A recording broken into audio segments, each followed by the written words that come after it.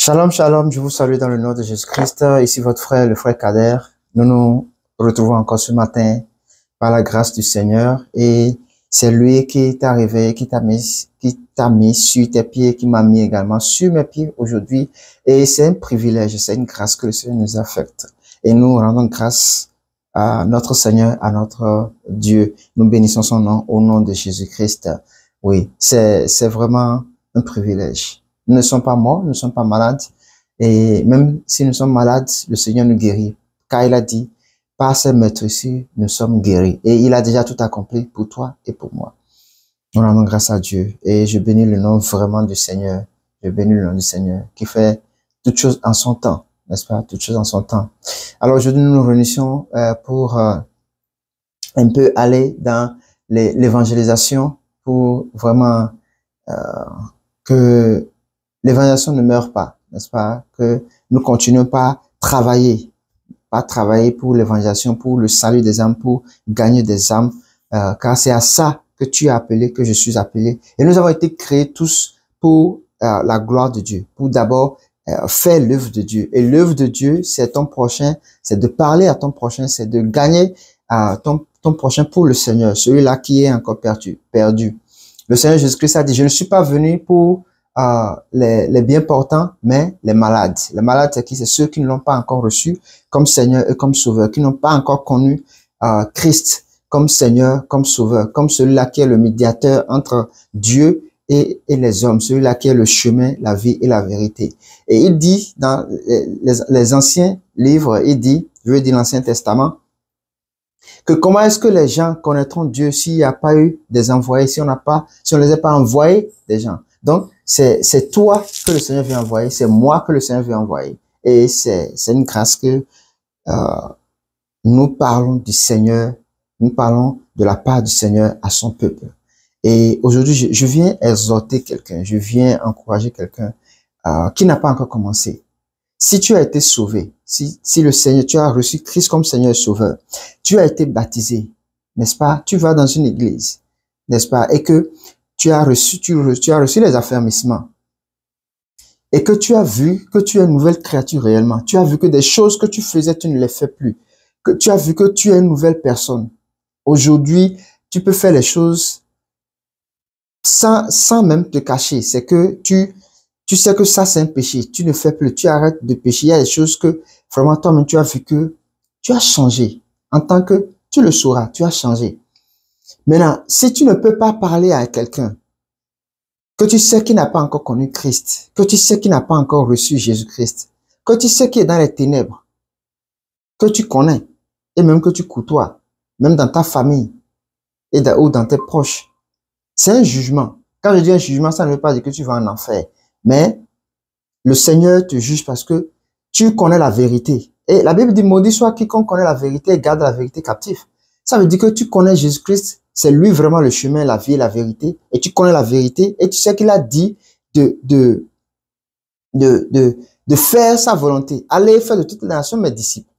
Ce n'est pas être pasteur, ce n'est pas être prophète, ce n'est pas tout ça là. C'est les subdivisions des hommes. Est-ce que vous avez vu quelque part dans la Bible où Dieu a subdivisé? À part qu'on a dit qu'il y a des dons, n'est-ce pas? Qu'il y a des appels. À l'un, il est donné d'être prophète, à d'autres, ceci, parole de connaissance, et ceci et là. Mais ce n'est pas une instauration que le Seigneur a faite dans l'Église, non. Aujourd'hui, on se préoccupe à des postes, mais ce n'est pas à ça que le Seigneur nous a appelés premièrement.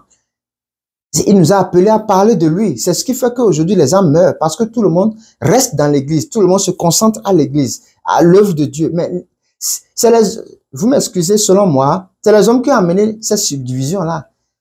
Vous avez vu Jésus-Christ quelque part rester dans un coin, rester dans un cercle, dans un temple, ou bien dans un lieu, et tout le temps c'est là il va. Non! Il dit toujours, allons à l'autre bord, allons vers les bourgades voisines, allons. Il ne fait qu'aller. C'est ce qui fait qu'aujourd'hui, il y a peu des âmes qui sont sauvées. Parce que les églises sont concentrées quelque part, sous un bâtiment. Ce n'est pas ça normalement. Normalement, une église, c'est dans un lieu, tu viens dans un lieu, tu crées une église, tu quittes là, tu pars. Les anciens qui sont là aussi quittent, ils partent, des nouvelles personnes viennent, ils sont affermis, ils partent. Normalement, c'est comme ça. Aujourd'hui, on se préoccupe à garder les gens dans l'église et ça fait que les gens ne comprennent même pas la parole.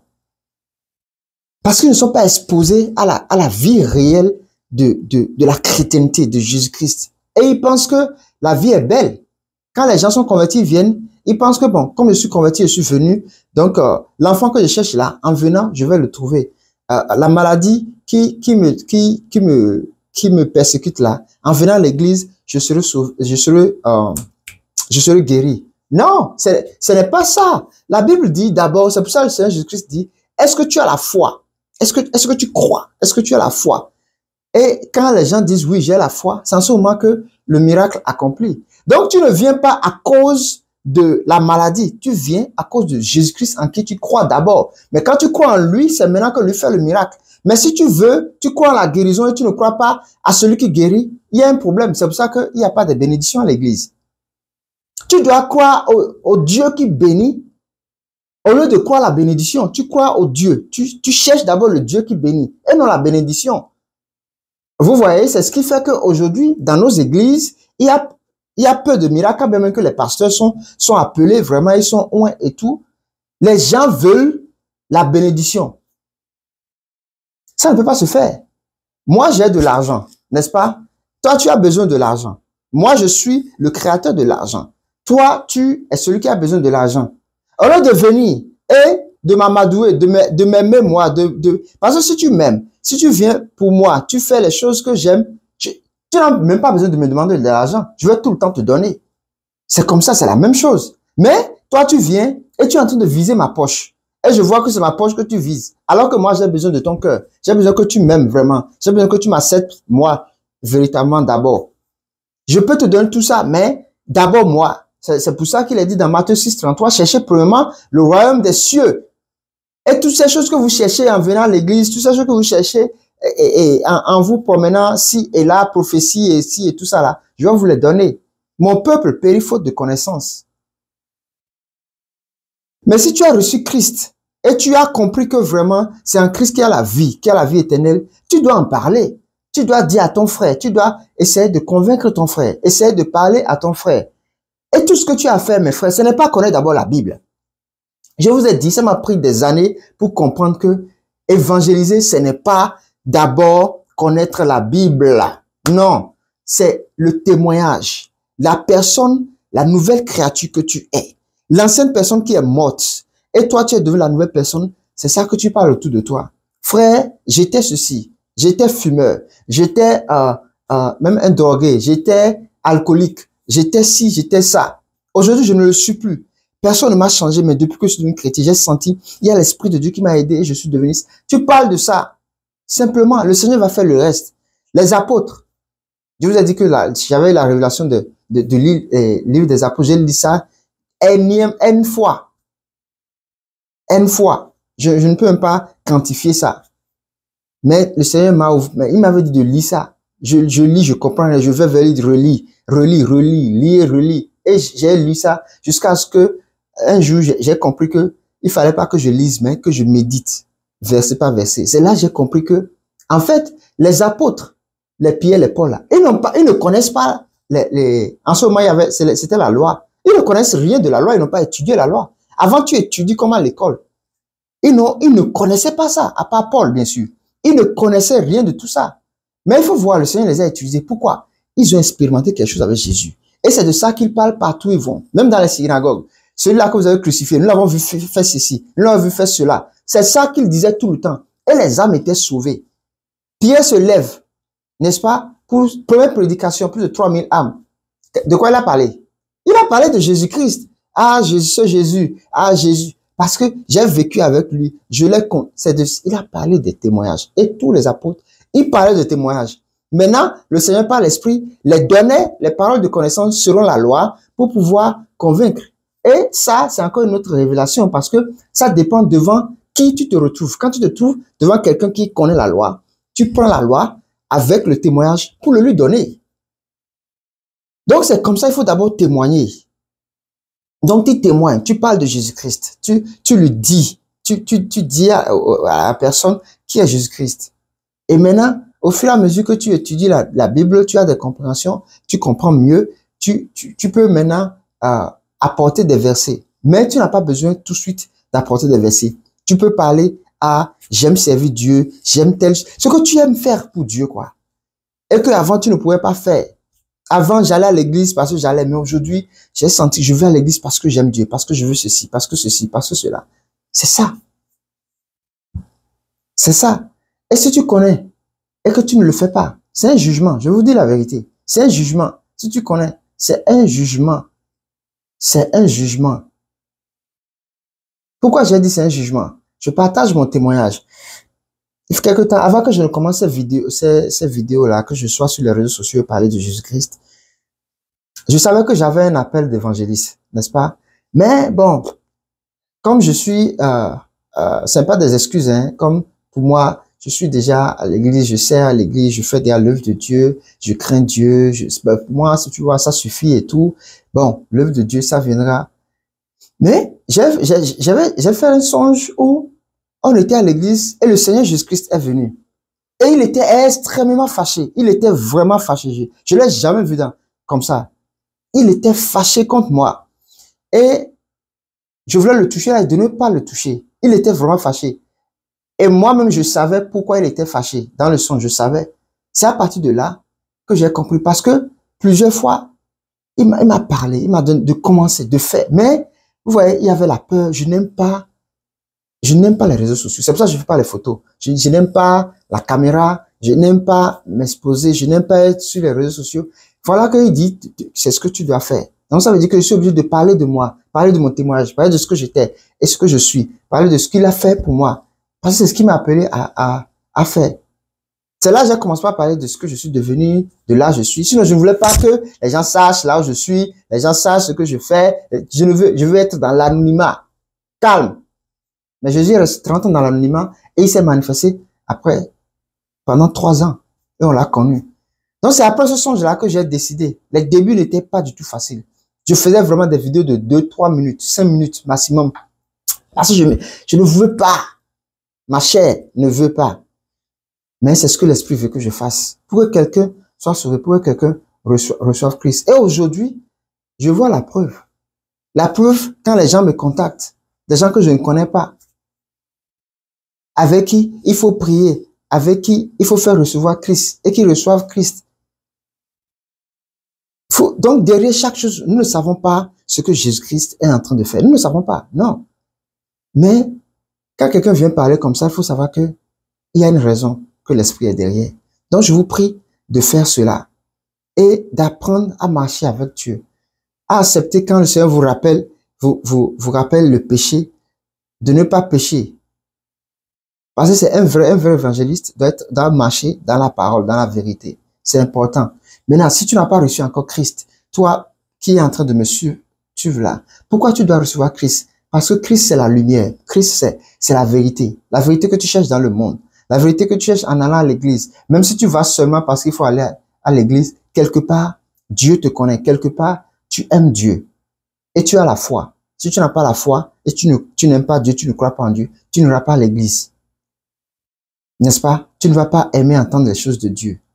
Mais si tu n'as pas encore reçu Christ comme Seigneur Sauveur, si tu n'as pas encore fait la confession de toi-même, de ton cœur, vraiment une volonté de ton cœur, vraiment d'accepter Christ comme Seigneur et Sauveur, de l'aimer, de croire qu'il est le chemin, la vie et la vérité, et que c'est lui qui est ton Rédempteur, tu n'es pas sauvé. Et tu as besoin de ça. Car si aujourd'hui tu meurs sans Christ, il y a un jugement.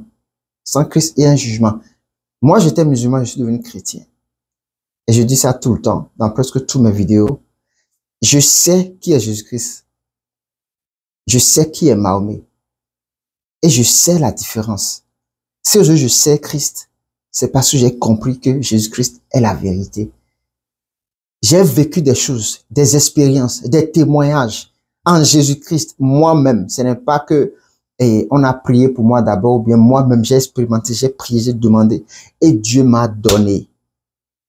Frère, Jésus-Christ est vivant et il est véritable. Il est réel, ce n'est pas des doctrines.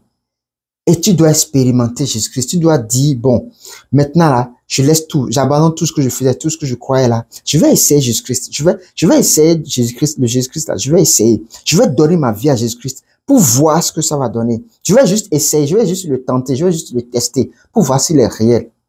Tu te dis ça. Je veux connaître la vérité. Je veux savoir la vérité. Si vraiment Jésus-Christ est la vérité. Pas d'abord et dire que je veux savoir quelle religion et tout ça là. Parce que Jésus-Christ n'est pas une religion. Jésus-Christ, c'est une vie, c'est une personne. C'est pour ça que je suis la vie. Je suis la vérité, je suis le chemin. Donc, quand tu viens à Jésus-Christ, tu as la vie, tu connais la vérité, tu as affranchi et il te donne le chemin pour aller à cette vie, à cette vérité-là, vers le Père. Donc, ce n'est pas une religion. Ce n'est pas une religion. Toutes les religions. Faut pas dire que, les chrétiens sont ceci, les chrétiens sont cela. Ça, c'est les chrétiens et ils sont chers.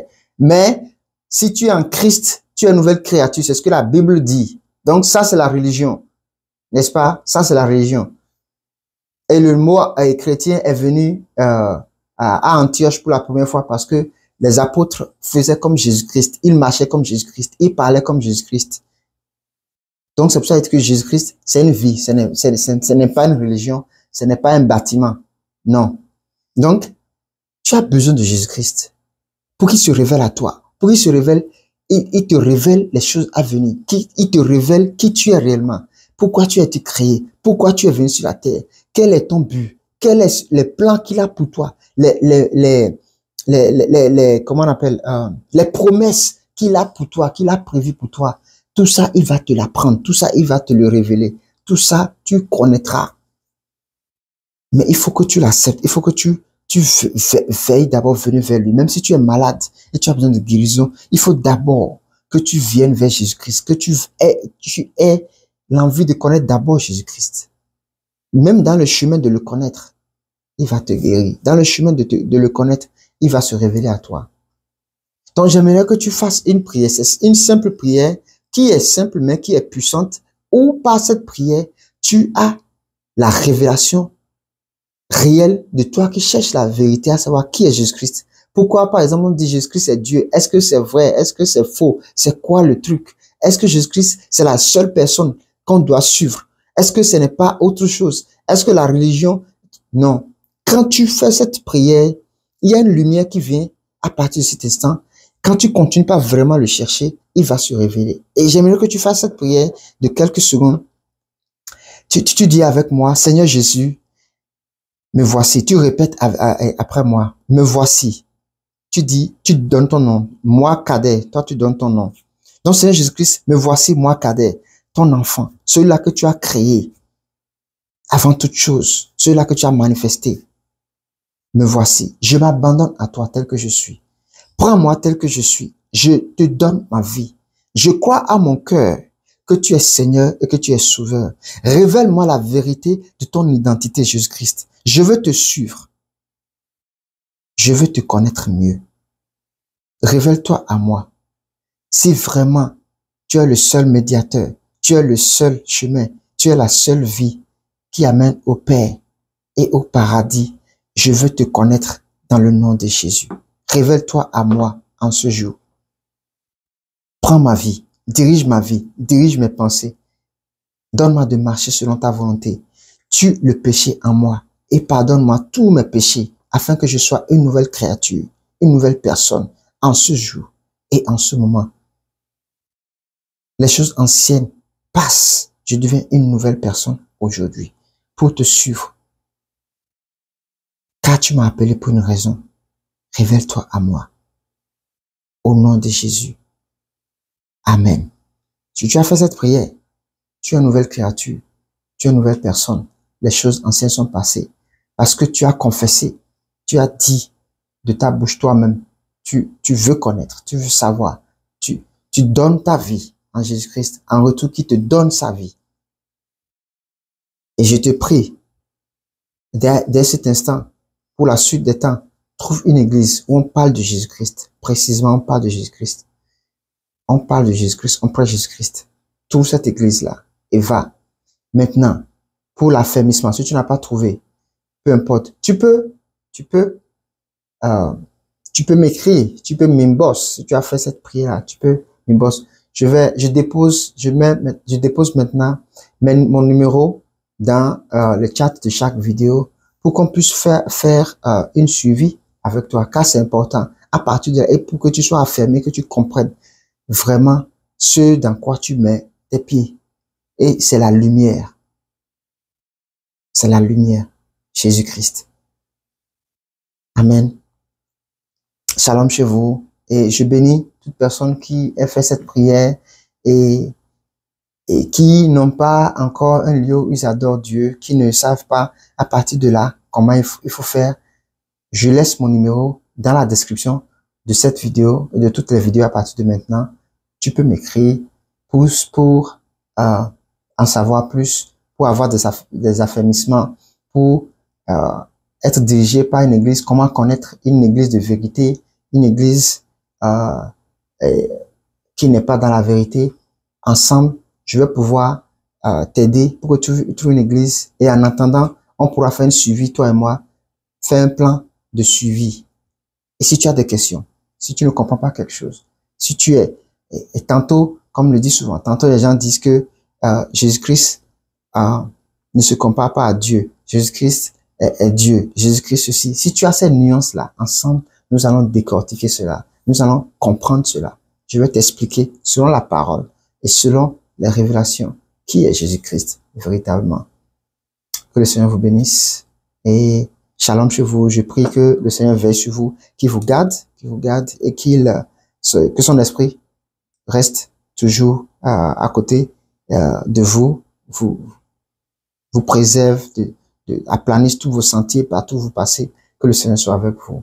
Shalom chez vous et à demain par la grâce de Dieu si le Seigneur ne revenait pas.